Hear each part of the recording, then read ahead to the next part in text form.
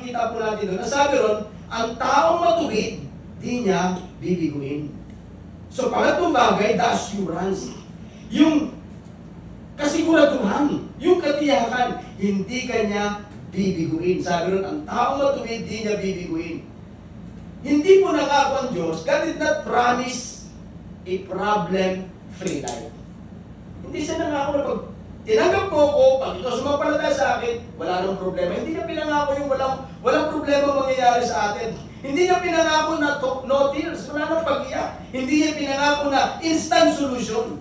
Hindi niya na pinangako ng Diyos. But God promised, He will never abandon the righteous. Yun ang sinabi niya. Na yung matuwid, hindi niya iiwanan.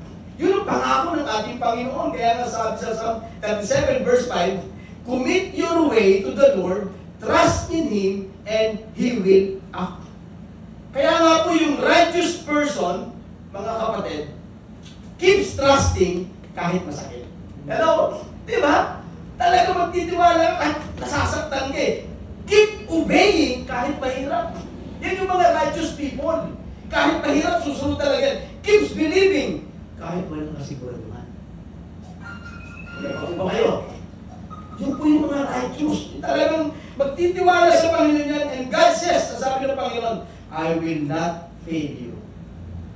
I will not abandon you.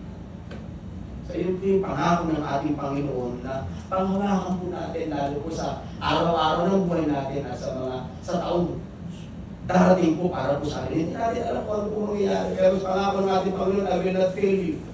Sasamahan kita. So yung pinakahuli po dyan, tandaan